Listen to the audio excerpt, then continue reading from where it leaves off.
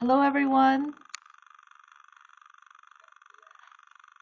Welcome to tonight's event. My name is Anne Yu Kyung Choi. I wanted to first welcome everyone here today and start by acknowledging and thanking the people who made tonight possible. The event organizers of today is the Korean Canadian Writers Association, and I just wanted to give a big shout out to the chair of the organization and to Mr. Junho Lee, who has been incredible in supporting and making tonight happen. We will begin by listening to a greeting from the chair of the Korean Canadian Writers Association. We also want to acknowledge the event host. Tonight is made possible because of the support of the Consulate General of the Republic of Korea in Toronto. Icebreaker activity. We are going to ask you to, could you please share who do you know that is a notable Korean Canadian? So it could be from any background, any profession, any artistic creative endeavor. But please use the chat box now and share any Korean Canadians that you know of. Oh, Hera, you're you're lovely. Oh my gosh, Mr. Rigobon, you're here. Thank you so much for joining us. Oh, Andrea Bang, yes. And yes, Paul Sun-hyung Lee is awesome. He is the actor who plays Oppa. And of course, Sandra Oh, yes. Oh my gosh. Oh, it's so lovely to see everyone here. Sally Kim, Miss Kim. Oh, thank you. Yes. Oh, it's wonderful to see you here, Jirogi. At this point, can I ask Harriet and John to turn on their cameras and join me? Hello. Hi. Hi. So I'm going to, let's see if I can figure out what I'm doing. Okay, I wanted to, before we continue, share the agenda with everyone here today. So we feel very, very fortunate for this opportunity to engage in conversation.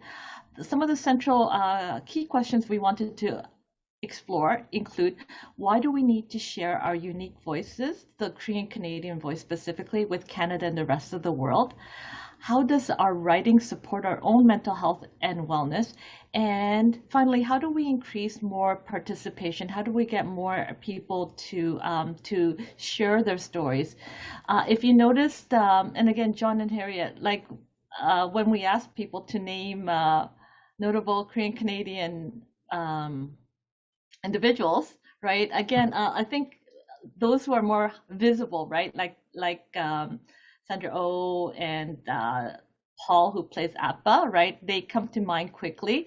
I guess I was just curious to know how many, because we are seeing more and more individuals writing, right? But then who is publishing them? Who is reading them, right? And so I think that'll make for an interesting conversation. So I wanted to introduce Harriet to everyone. So Harriet, and again, we can see is a photographer, editor, writer, and community arts administrator. She is the co-founder of Choa Magazine, an independent digital publication highlighting the nuances and complexities of the experiences of the Korean female diaspora, and Dressed in Layers, a Hanbok Project. She also founded the Korean Canadian Writers Collective, a space for emerging and established Korean Canadian writers to talk about the experiences of writing in English and share resources. So I'm so glad you could be with us today, Harriet. Thank you for having me. And actually, I'll just continue and just introduce John as well, and then I'll ask you to share some of your background. So John, and again, for those who don't know, John is actually my brother. And a lot of people think he's my older brother. John, did you know that? I don't know if you realize that. I often think of us as twins, but John is actually 2 years younger than me. But John's background is in mental health, and he currently serves as the executive director at Sheena's Place, which is an organization that supports eating disorders. And his novel, Dark Side, explores themes including domestic violence, parental pressure, and suicide. And it is currently being studied in schools across Canada. And from what I understand, John, you're working on a new novel. And finally, again, my name is Anne Yu Kyung Choi, and I am an author and an educator. My novel, Case Like a Coin Variety, was published in 2016 and was a finalist for the Toronto Book Award. I have been very fortunate to publish in publications such as Quill Inquirer, Writer's Digest, and most recently the Toronto Star. I'm very happy to share that my debut children's picture book came out in 2020, right in the middle of the pandemic. That was interesting, and that one of the organizations that I co-founded was the Authors Book Club, which is an online initiative that tries to connect readers with authors living in Canada. So that is us. And on that note, we will ask Harriet to just give us some background information about some of the work she's engaged in. First, I want to say that I'm calling in from the traditional territories of the Haudenosaunee Confederacy, the Wendat and the Mississaugas of the Credit First Nation. So I just wanted to take a second to acknowledge whose land I'm calling in from. So a little bit about myself. As Anne said, I'm the co-founder and one of two co-founders and managing editors of Choa Magazine, which is Anne already kind of summed it up, but for anyone who's interested, our volume 2 about Chipap is out now. You can read it and learn more about us at choamagazine.com. We launched last year. It was really just like a passion project with a friend of mine, and we both wanted a platform for ourselves and to share with other people the sorts of very granular stories of ours that are in the context of these bigger sociocultural, economic, political issues that we're all kind of facing. So Anne, if you could go to the next slide. I'm also the co-founder of and the photographer for a Hanbok project called Dressed in Layers. And you can see I, again, with a friend of mine, have co-founded this project where we're right now it's mainly a portrait series where we're photographing Korean folks around Toronto in their Humboks. And you can see Anne, I had the great honor of photographing her at her publisher's office. So that was a lot of fun.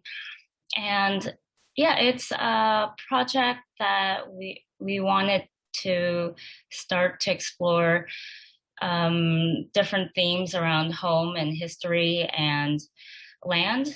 And if you're interested in seeing more about that, you can follow us on Instagram. The handle is Dressed in Layers _TO for more photos and just more updates in general. Lastly, I'm the organizer for a group, not to be confused with KCWA, but the Korean Canadians Writers Collective, which is more specifically Korean Canadian writers based in Toronto, writing in English. So I just wanted to make that distinction.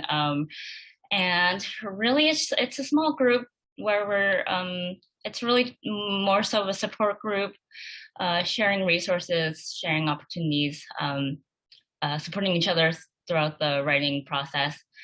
So that's really briefly the land and the work, a bit more about the work that I've been doing.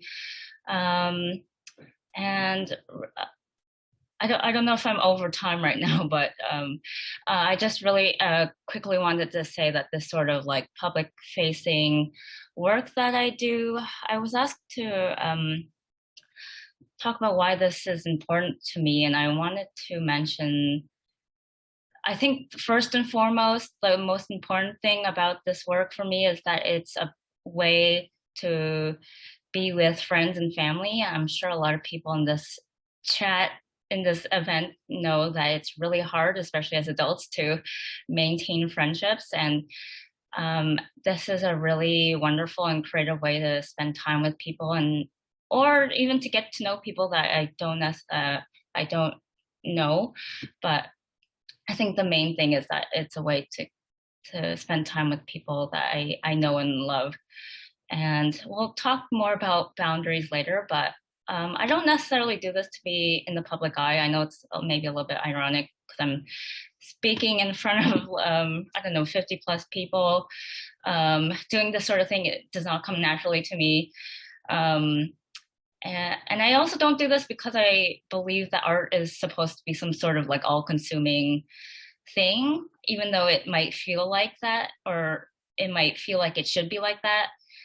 You know, I, as a person, like you probably can guess from my previous statement that, I'm here to live my life and be with the people that I care about and those who care about me. And so, along the lines of like spending time with people, a lot of the work that I do is, um, a lot of the creative work that I do is like administrative work, which is not really like the sexiest thing, but it's important. And it's this type of organizing work to, of course, like a certain limit is something that I'm able to offer as a way to support people as in my life and not just online.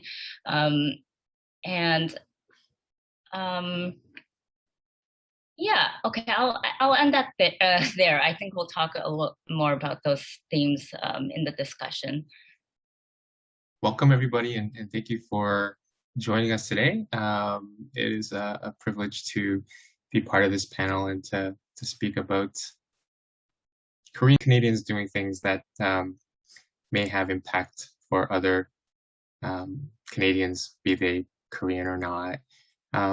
So I had the great fortune of meeting a small group of very talented and dedicated writers, probably in 2014, I think. And we decided to meet regularly to encourage each other and hold each other accountable to continue in the process of writing. I was asked to speak maybe a little bit about why I write. And ironically, when I was in grade school and through most of high school, I detested writing or things to do with language, maths and sciences and drama and sports. All those things had a lot more appeal. But at some point in time, maybe around grade 11 or 12, I wrote something that I kind of enjoyed. And from that point on, started to sort of discover a real appreciation for what words could do and the impacts of storytelling and playing with words and language and all those kinds of things. And then really the sort of formal industrious sort of act of pulling a book together. I was just inspired by Anne, and spent a lot of time and energy engaging in the creative process, and really kind of made it feel like it was something I could do too. So through the support of that writing group, I was engaged with folks that I now consider friends and are still connected with. Got connected with a publisher that produced books that were targeted for reluctant readers, and engaging my experiences in working with young people in the mental health field, produced a book, and I was fortunate enough to have it published.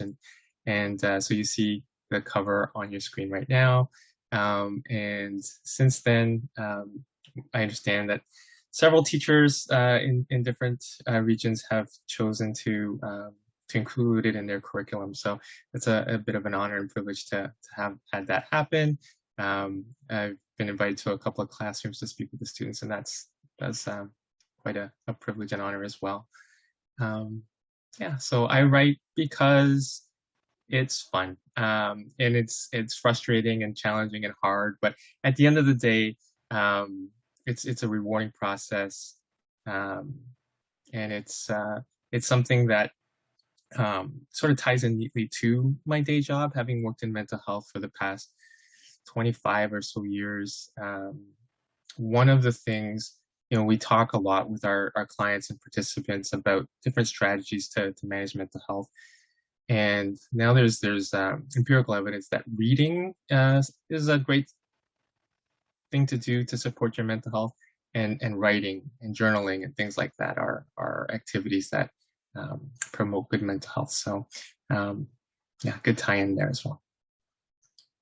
Thanks, John. Thank you so much. Okay, can I just say, so many people have emailed me and said, is that your brother on the cover of the book?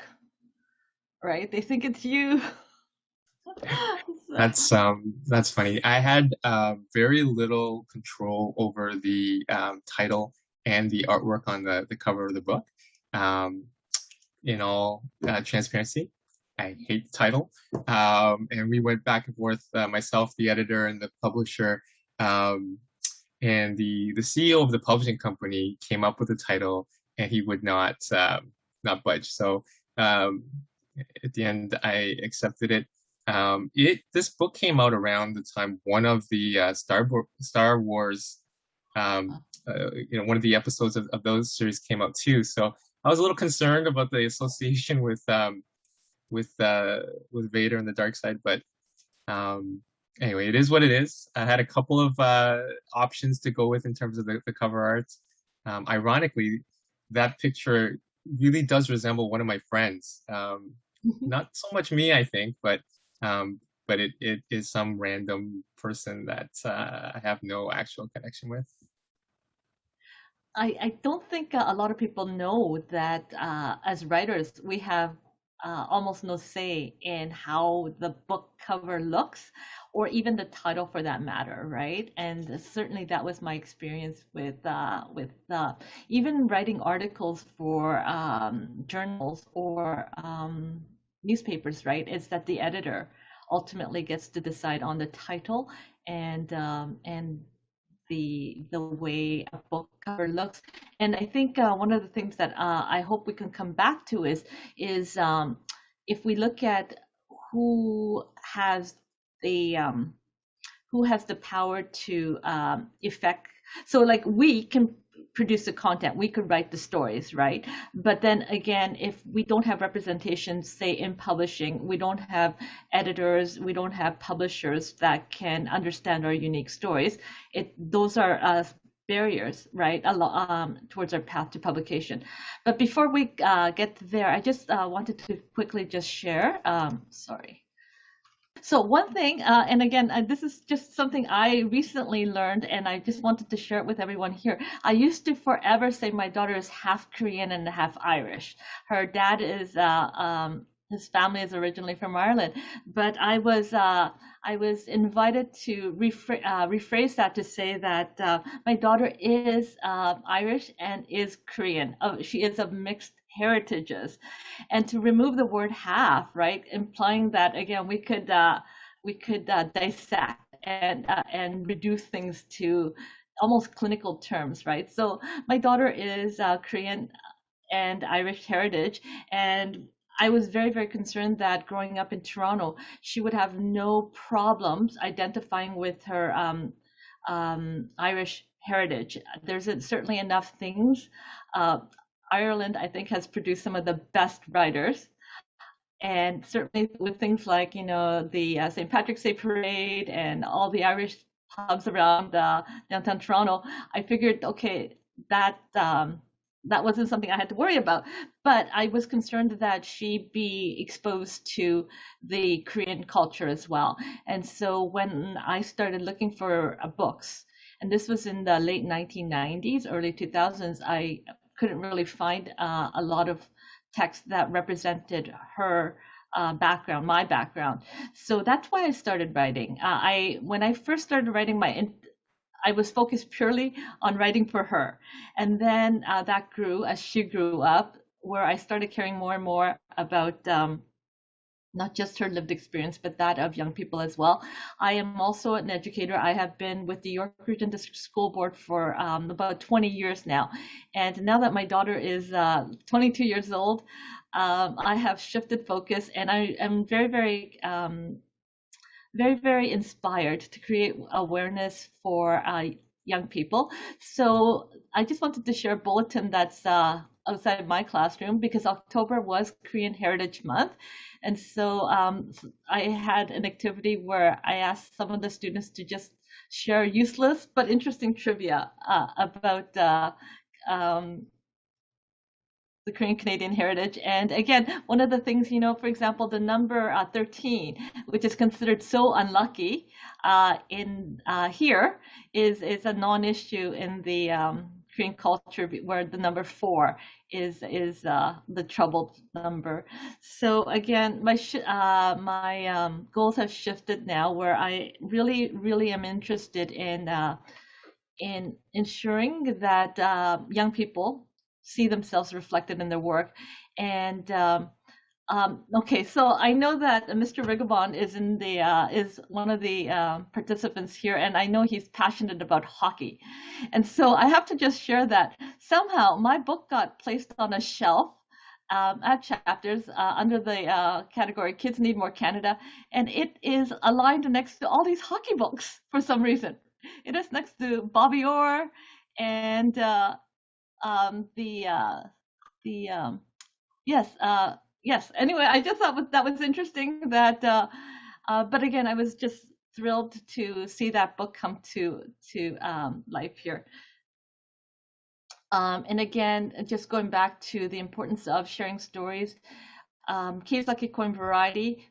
And again, John, I didn't pick the title for that book, but again, the Globe and Mail, when it first came out, reported that it was the first novel about the recent Korean Canadian experience in Canada. And again, I'm sure many of you have watched Kim's Convenience or know of Kim's Convenience. Had anyone told me in the 80s that in 2016, Canadians and people around the world would be tuning in to watch a story about a family whose lives evolve around a convenience store, I would never have in a million years guessed that would happen. So that's actually been very thrilling for me. And so on that note, I wanted to have a discussion. And again, the key questions that we looked at. Please ask us questions. I think that's we wanted to have a discussion. We wanted this to be as interactive as possible, and the chat box is available. So please feel free to ask us any questions that you want. I'm going to stop sharing the PowerPoint so that. Okay, so John and Harriet, let's start with, actually, Harriet, may I begin by just acknowledging how grateful and how amazing I thought the Hanbok Project was. So Harriet got in touch with me and said, hey, do you want to wear the Hanbok in a place that matters to you? And I just thought, one, wow. And initially, it was quite a daunting idea of, because the hanbok is such a visibly Korean symbol, and on so many levels, it's layered, as you said, right? I got to wear the hanbok and run around Simon and Schuster, Canada. Like Harriet, like I don't know if you remember how utterly happy I was. The office had been closed. I have to give a big shout out to everyone at Simon and Schuster Canada. They closed the office and let us just run amok, and that's exactly what we did. And it was so incredibly empowering and so meaningful for me, because the journey to having the first novel come to light, it was a story idea that I had been pitching since 1992, right? It finally got published in 2016. So the journey was incredibly long. So for that to have happened, and then for Harriet, you to invite me to just like literally dance in my hanbok, I just wanted to publicly thank you for that. Oh, well, thank you for joining the project. I mean, I think that I had a lot of fun photographing you. I think once we so Dresden Layers, we are planning to have like a public sort of exhibition. It was originally set to happened last year, but obviously with the pandemic, we couldn't do that.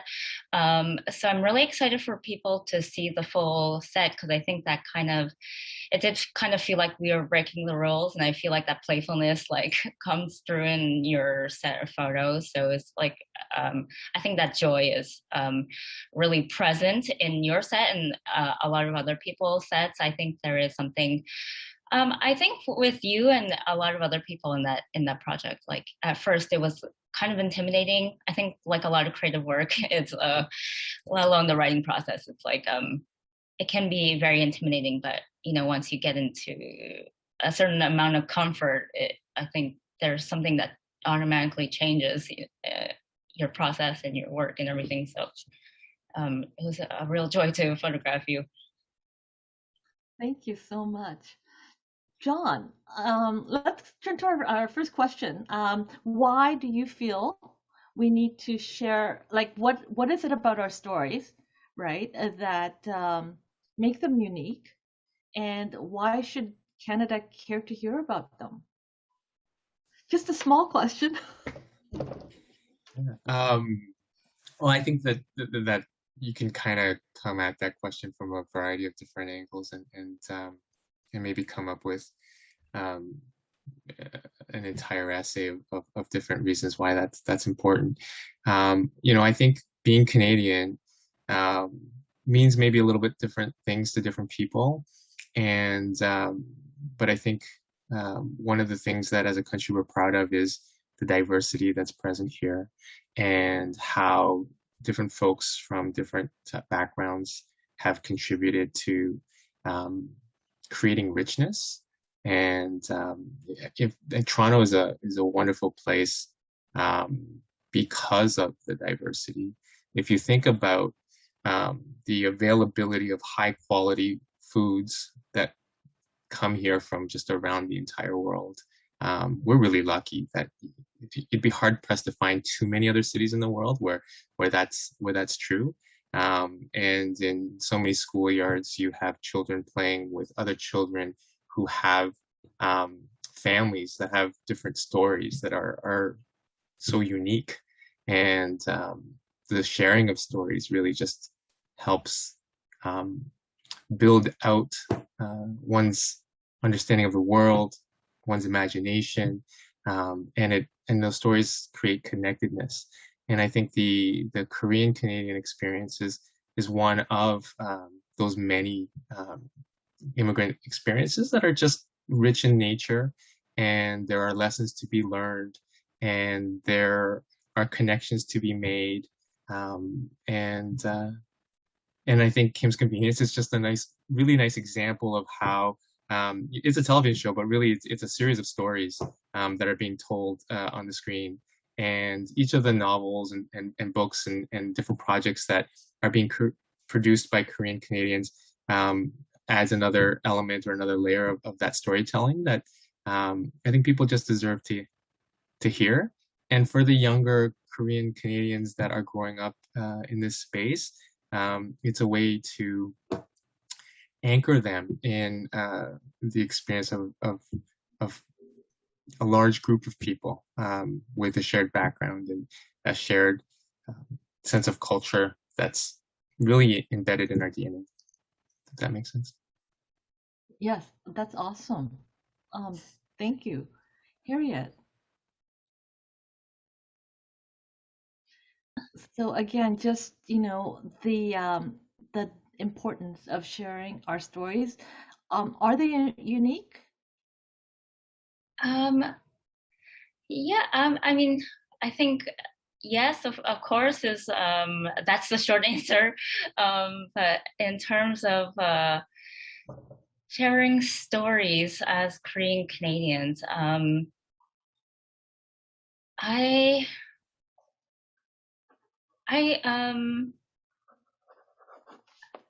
just trying to think of where to go with this because I'm also curious for both of you, like sharing in the sort of storytelling and the writing process as like family members. Like that's an experience that I think a lot of siblings don't necessarily share. So I don't know. I almost wanted to like turn the question back on you because for me, like I write that I'm like a writer, but a lot of my writing is not necessarily for public consumption.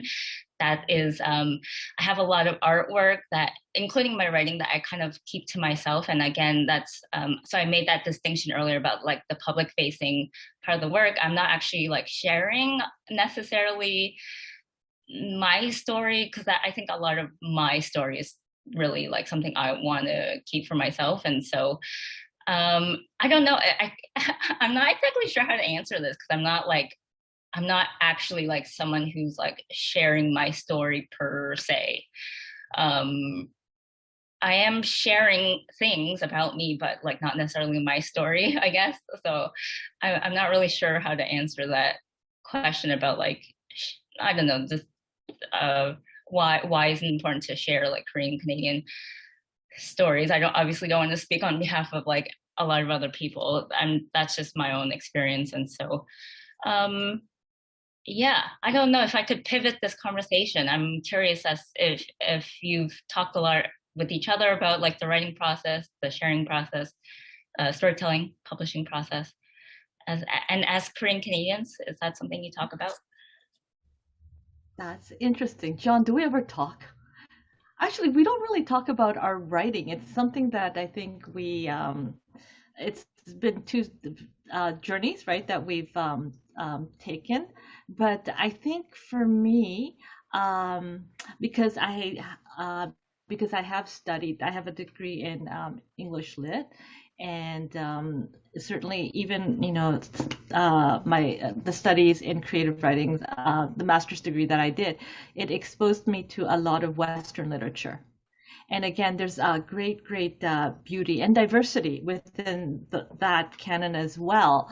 But I guess I was very concerned just moving forward. I noticed that my daughter's high school English curriculum mirrored mine, despite the passing of decades.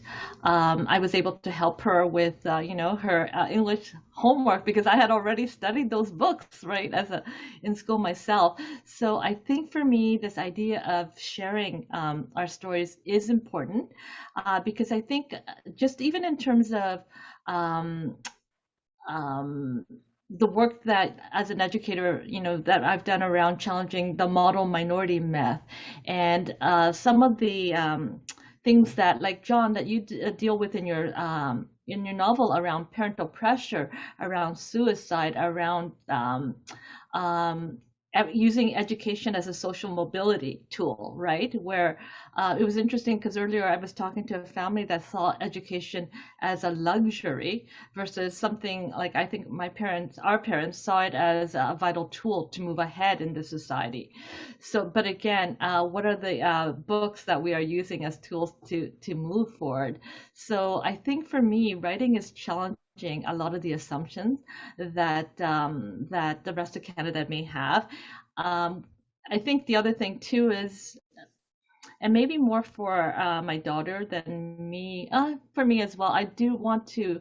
I was never proud of being of Korean heritage growing up. Like it was actually for the longest time like my badge of shame, right? And it wasn't until I had Claire where then I felt I had to be proud because I wanted to be a good mother, right?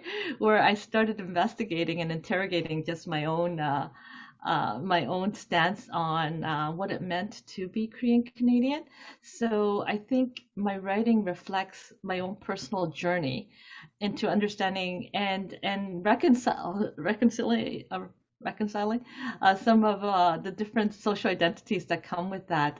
What, John? Any thoughts to add to that? Hmm. I think I'll just comment on. I found that comment interesting that you said that you weren't proud of the Korean heritage growing up. My experience was the opposite. That I recall experiencing kind of irrational sense of pride of being Korean at a very young age. I couldn't explain why, or I didn't even have a deep understanding of what being Korean meant.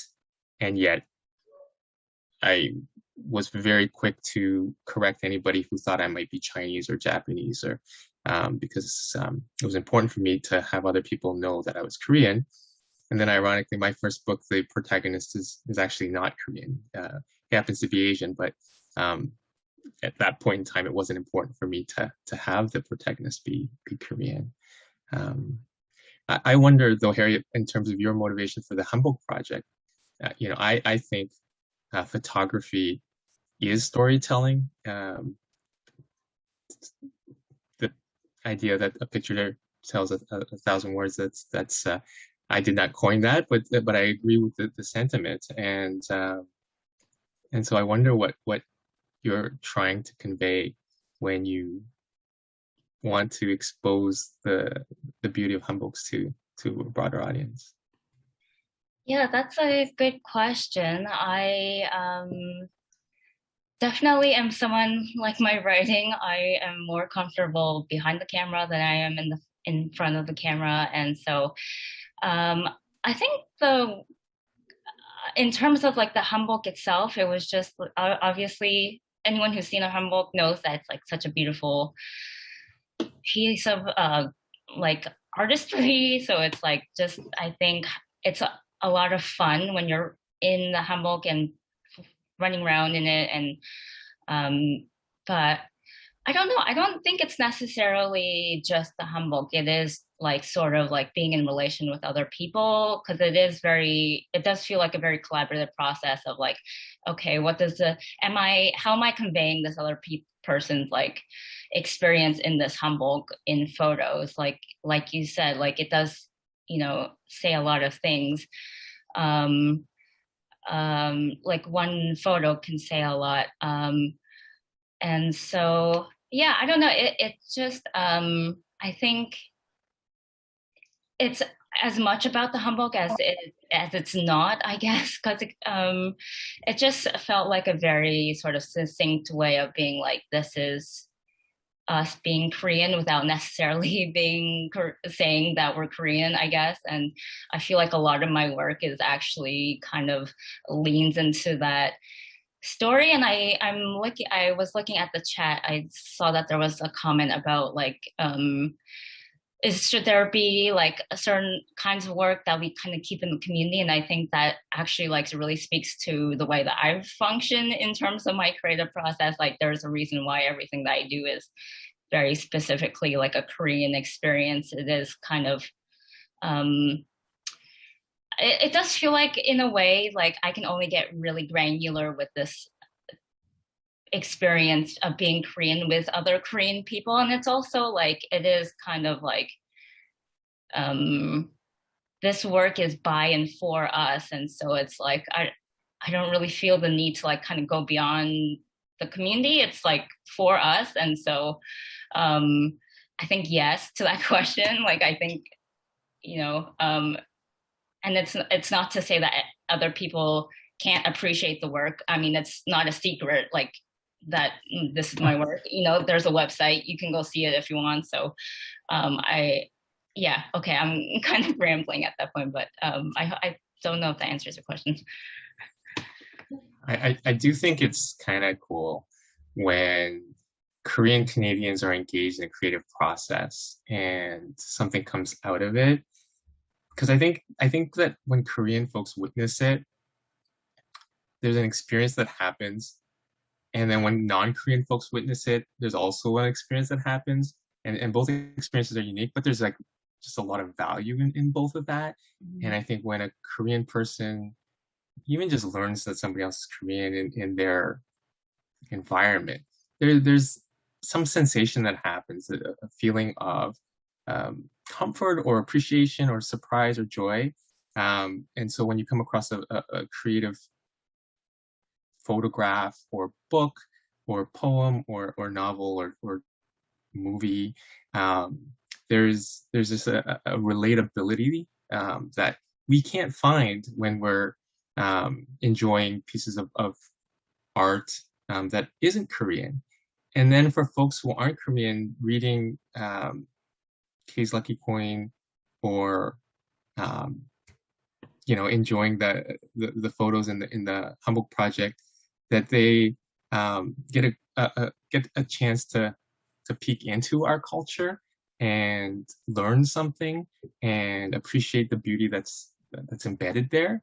And also that I think it builds bridges of connectedness among folks of different cultures. So when I see and learn about things like that, it makes me very happy. And there's nothing intentional about that experience for me, but it happens, and I think that might be another real byproduct of Korean Canadians creating in Canada for the younger folks and older folks who happen to also be Korean Canadian and have access to those kinds of works of art.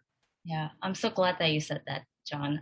I really appreciate it. But I just want to note that I think it's all important. I think my work specifically is by and for and with other Korean folks, and I'm not someone who is very public. I'm very behind the scenes, and I very much kind of lean into my quote unquote right to solitude and invisibility and all these things. Like and like my mission is not necessarily the same as yours or like the same as Anne's. Like it's very clear that we all kind of approach our Koreanness and in writing from very different ways, but and I guess the end product is all this different. The impact is maybe all different, but it's all important. It's I think it can seem like such a binary. It's like, oh, it's either or, but it's like, no, it's all of it is important. And I think that's actually very good for me to hear and to really think about. I am very aware that I am writing for a non-Korean reader, right? I think that's like, in fact, I'm working on a new novel right now, and even working with my editor, and I have to give a shout out. Editor is amazing, but there are challenges in working with a non-Korean editor, right? Because there are so many new. And again, I came to Canada as a child. I'm Korean because I was born in Korea, right? But I find right now, just even engaging with other Korean Canadian creatives to be such an interesting process, because for the longest time I wrote in isolation. I was not connected with other writers of diverse backgrounds, and I do know that the books that I write, including even the children's book, I am writing things where people often assume that all my readers are Korean, but that makes no sense, because about the Korean Canadian experience that I'm writing about, right? Most Korean families are very familiar with the the kage and the variety store. It's really trying to share stories with others. And again, the whole idea of, and I saw a comment earlier about someone commenting on about the Italian immigrant experience, or it doesn't matter what, right? Immigrant experiences. I think by sharing these stories, and I think one of my goals is really to draw empathy, right? And to really connect people through the storytelling, because there are so many universal truths that come out of our quote unquote unique stories, right? And so I think, again, when I examine why I write, why I tell short stories, is really to kind of find a common ground, to bring people together. And again, right, our books are not books for the sake of, right? It's really a vehicle to engage in conversations, engage in dialogue. So it's interesting how our journeys as creatives have taken us in very different pathways, and even though John and I are related, I find at some point, John, we should talk about how like we are so different in terms of, and that's interesting. I didn't know you grew up proud to be Korean. See, I'm learning about my own brother on this panel. I'm here for this content. I yeah, it's interesting because I think your books kind of touch on the adolescence experience and the challenges that you face as like a young person in high school, especially. But you can tell it's like a totally different. It's very different at the same time, notwithstanding the fact that John, your character is Chinese and yours is Korean. But um, yeah, it's interesting because you kind of approach it in the same way, but not at the same time. Uh, but yeah. May I just address a question that popped up? Was there's a question, how do you know that a piece you're working on is finished, excluding the deadlines? And I think one of the things that I look at in terms of, when is a product finished, I actually think about my reader, and will they understand the cultural nuances? Will they understand the heart of the story that I'm telling? And again, I am a part of an amazing writing group. And hi, Maureen, my writing group is amazing. They show up everywhere, and I truly appreciate that. But again, it's checking in with other writers and having them relay back their experiences of reading a story and getting and checking in with them. I think that's for me a good gauge of whether or not a piece is complete. And thank you for the question. If I can comment, and I'll apologize in advance if this sounds cliche, nothing I've ever written is done. It's only I've stopped working on it, and it's I remember there was a piece that I had written once, and it was a good fit to be repurposed a few other times, and I couldn't help but almost rewrite the thing 2 or 3 more times, and if I were to sit down and read anything I've written, I wouldn't feel overly happy with it. So I think it's really just a matter of if there are deadlines or if it's a publication, then I guess it's done. And if there's something that I'm not willing to ever read again, I guess it's done. But in the purest sense, I don't think I've ever really finished anything. I'm laughing because I relate to that so much. Like, I think back on some of the things that I've done in the past, like in terms of my creative work, and I've had to like reframe it in a way, like sometimes I'm like, oh, that's so cringy. I wish I did that in a different way. And then other times I'm like, oh, like I needed to write that to like get to a point where I'm like writing the way that I'm writing now. So it's like a very clear sort of like progression in my portfolio, I guess you can say. But you only get that hindsight like after you've written X amount of pieces. But for me, like it's different for certain different types of mediums. So like for the photography, I think it's kind of like a gut feeling. And again, that's really just practice. And I think, just you have to, and often I find that I have to take like 200 shots just to get the one that I'm like, yes, that's the one. But, it's kind of, you just have to learn to trust the feeling in your body that says, yes, that's the one. That's what I love. And so, yeah, I think it's, but again, it depends on the medium. I think the writing is maybe a different, different feeling. Thank you. There's an interesting question. What do you think is distinct to the Korean Canadian experience compared to the Korean American and Korean diaspora? So, John, did you want to? Yeah, it's a little bit tough to say because I don't have a lot of Korean American friends. I don't have any Korean American friends. I imagine, there's a lot of similarities to the Canadian and American culture, but there's a lot of really distinct differences. And so I imagine that must have impacted the experience for a Korean person growing up in Canada versus the States. But I'd suggest, I think there are Koreans who've grown up like in Edmonton, maybe on the East Coast, and those experiences must have been very different from the folks growing up in Toronto. So I think, I'm not sure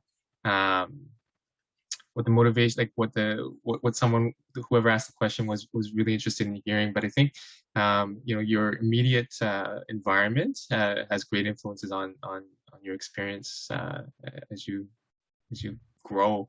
And I think in some ways we were lucky to have a strong Korean community in Toronto at the time we landed here, and our parents drew support from other Koreans in the community. Even to this day, I have some very good friends who are not Korean, and I find with those folks I engage in some of the most stimulating conversations. But when it's my leisure, relaxation, that kind of gathering with friends, it was not planned, but they are Korean. So there's something to that, that when I'm hanging with my friends and it's my downtime, I'm not thinking, I'm not on, I'm with Korean folks, and I find that interesting too. Harriet, did you want to? I'm not sure I can. Obviously, I think there's so much different in the experiences, like John was saying. I'm sure like your immediate, because I think even with the Korean American experience, there's so much diversity depending on which part of the country you're from. And that's not even to speak to the experiences of like mixed race folks, or like people who are adopted. There's like such a big diversity within just like the Korean American experience that I'm just like, oh, like I don't think in this, like, and also in the Korean Canadian experience, I think there's maybe that's like something that's a little bit more interesting to me, rather than how can we compare like Canadians to Americans, because I think that's like a question that people have asked like since day one, you know what I mean? Not just necessarily about the Korean community specifically. So I'm like, I don't even know where to start. I'm sure there are a lot of different like resources out there, whether that's podcasts or books or movies about these different experiences within the two different countries. And so I'm sure they can speak to those differences better than I can. I think when we look at writers, there are many, many more Korean American writers who have published and shared their stories than Korean Canadian authors. And I know if I know it's kind of self-serving because we are all Korean Canadian artists here, but I really, really urge everyone attending tonight to really support your Canadian authors. And I just don't mean Korean Canadian authors, but Canadian and Indigenous authors straight across. We know it is much, much harder to get published in Canada, right? Just again, the pure numbers. To kind of give you an idea, there's about only 20% of Canadian authors have agents. So an agent represents our work. They can take us to the bigger multinational publishers and open doors, but only 20% of Canadian authors have agents, largely because an agent takes 15 to 25% of whatever royalties one makes, versus American writers, about 80% of American writers have agents, right? And again, so that kind of shows you most Canadian authors that I know of anyway have other forms of income to support their livelihood. According to, I think it was the 2019 Writers Union data, the average Canadian author made less than $10,000 a year through their work, right? So again, when I think one of the questions we looked at is, how do we engage more people to write and to become part of this this industry, this profession? And certainly when you look at numbers like that, right, it's very right. This whole idea of writing to support yourself seems impossible. One of the messages that I share with my students is that you don't have to just write. You can do a lot of other things and still share your stories. Because on that note, I wanted to just shift the question to how do we increase visibility and participation? How do we engage more Korean Canadians to share their stories?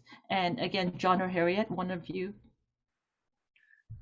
I will say I'm not really sure I have a good answer for that because a lot of my work is kind of outside the institution.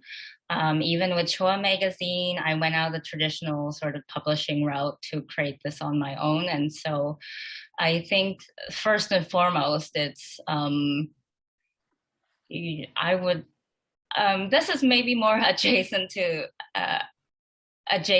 how do we increase visibility and participation. I think the participation part is like, first of all, really getting into what is important to you, what do you want from this, why are you doing this, what is it that you want to do, all of these things. And don't just like do anything that you see. I mean, try it out. Like if you see something on TV or in a book and you think, oh, I want to do that, then I think try it. But then also like try it, but then make your own boundaries about what it is you want to do. Because I think long term, if you don't know those, if you're not going back to those questions, and I don't know, like, why are you doing this at all? Then you know what I mean. Like I think that's maybe for yourself the first question of like how, like in terms of like long term participation.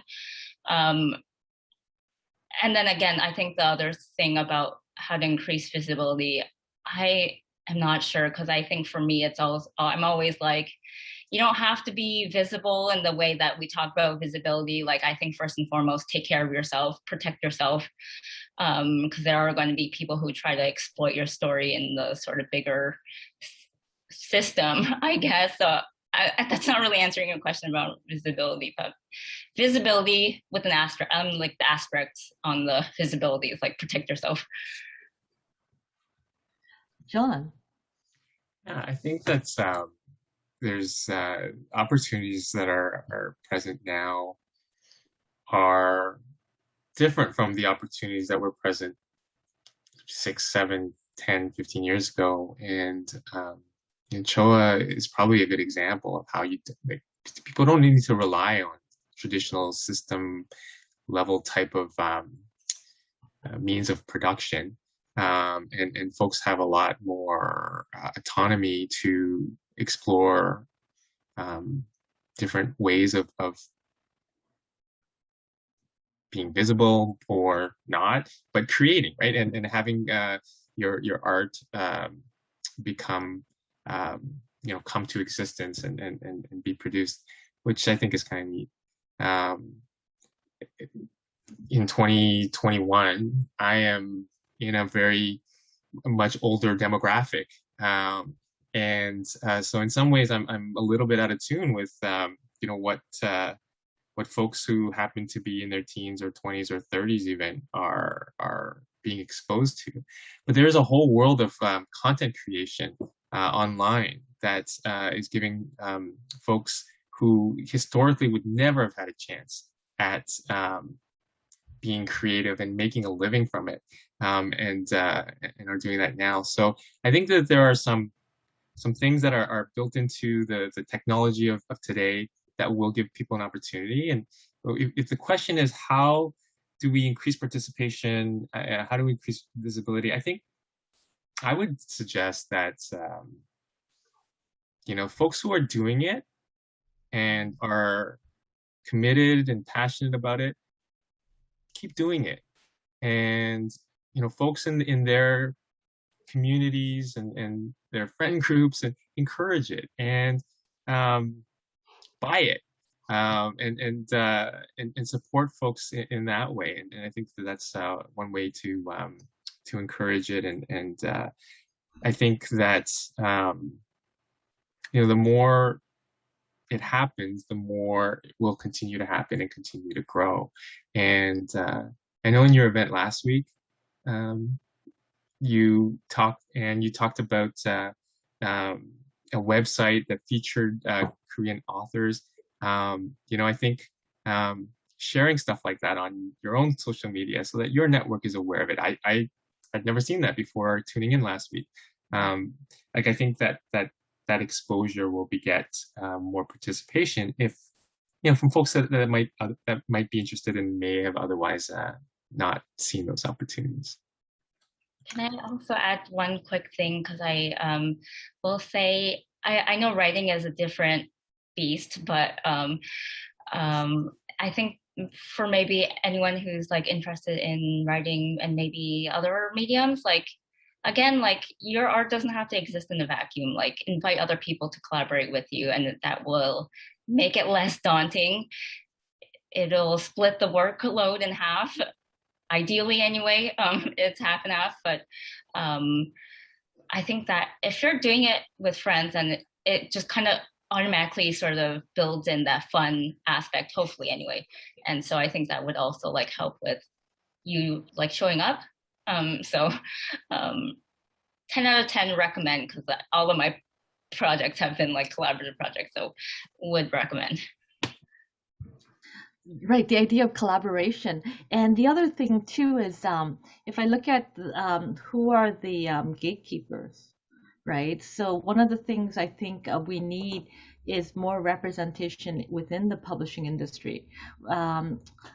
Right off the top of my head, I'm trying to think of how many editors I know who are Korean Canadian, how many booksellers, how many librarians, how many publicists, how many people in the actual industry.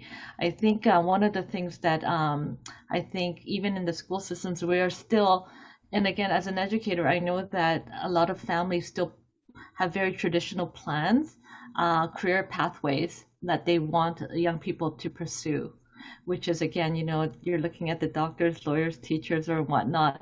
And again, there's this whole other area, in publishing, in other artistic endeavors, right? That again, we have to just talk about. I think it's about creating awareness. There is one question about, and because I do want to address it because it is, but very quickly, it's asking about negotiating our identity, right? And what do you think definitely draws the line between who is Korean and who isn't? And Harriet touched on the literature being written by a Korean Canadian, but just very quickly, I know this is such a big thing, but how do you negotiate your identity as a Korean Canadian? Like, how did you land on that? How did I land on my own Korean Canadian identity? I don't know. I think they're it's such a oh my gosh. And you have like a minute. Oh my gosh. Maybe we'll host a part 2 on this. Oh my gosh. John, do you want to go first? I think I need a minute to think about this. Yeah, no, I think it's the existence of stories does help because we use our adolescent years to form the greater part of identity, and we have an identity that we grew up with through our latency years, and then the world gets turned upside down as adolescents, and I think it is tough, especially immigrant kids in general, and then for racialized immigrant kids who don't look like everybody else who's in your community, that identity formation that can be really tough. It was tough for me. And I think that we're, again, 2021, it's a different world because folks, the social activists, the discourse in popular culture is pushing folks to be more accepting and have more empathy towards others. And, we're working very, very slowly towards reducing judgment in general, which is a really, really good positive thing. How did I land on my identity? Partly was formed by the fact that our family had a convenience store, and we were one of the hundreds of Korean people who happen to have a variety store, and I represent a lot of stereotypes. I was good in math, and I black belt in taekwondo, and then at some point I started to enjoy writing, which flies against the stereotype. And I think in terms of everybody's individual identity, um, as you mature, as you gain years, you just kind of end up landing somewhere as a combination of your experiences and the things that you've been exposed to. And I was super proud irrationally as a Korean when I was a kid. As an adult, I'm a proud Canadian uh, who has a lot of Korean influences. So I'm a proud Korean Canadian, but I think it's not so irrational anymore because I am proud of, things that are captured in our culture and both Canadian and Korean. Um, yeah, I could say a lot more, but I think I'll leave it there. Maybe look to Harriet to Thank see you. Thank you if she very has much. anything. Harriet, do you want to just a final thought as we wrap up for the evening? Oh my gosh. Okay. If I can just kind of really briefly touch on this negotiation idea of negotiation, I think um, I I think that for me it's like, I mean, it took me a long time to get here, but just being around other people who are not going to negotiate that identity for me, like it's just like there is one, it's a big thing. The other thing is that like I think like my art, like my job, like a lot of things, I'm just kind of like very um there is like a sort of separation for me about like, I am Korean, I'm Korean Canadian, but it's not all of me. It's a part of me. And I think, like we live in a racist society, and I think a lot of people are going to try and use that against me. And so it's, um, again, just kind of a little bit of separation because and anyway, that's probably for another part of another event. But then also on the flip side, just like really leaning into a community of Korean people that like see me for, because I think really quickly, I know we have 1 minute left, but I think being seen and is very different from feeling seen. Those are two very different things, and you can be seen as a Korean by the wider public, but in terms of feeling seen as who I am as a Korean person is really just like within my community, and so just being able to make that distinction is has been really important for me. Thank you so much. Thank you. So I just wanted to quickly thank everyone who shared their questions with us, and thank you, John and Harriet. This was not an easy conversation. Like we didn't even get to talking about drawing boundaries and some of the implications that come with the sharing. But I just wanted to thank you both very, very much for tonight's conversation. I also wanted to share that tonight's event is part of the 2021 Korea Week events and that there is still more to come. November 10th to November 19th, there is a Korean Movie Week, and then November 20th is Korean Music Week, K-pop night, which sounds fascinating, and the link is shared with you on that screen. And again, I just wanted to thank the event organizers again, please, please, please keep sharing. Thank you again for joining us, everyone. Oh, one final thing, there is a survey. So again, please take a moment to complete the survey. It is posted. If you go to the chat, you will see a link. We really appreciate your feedbacks to figure out ways to improve programming moving forward. Again, thank you very much for joining us. Have a good evening. Bye-bye.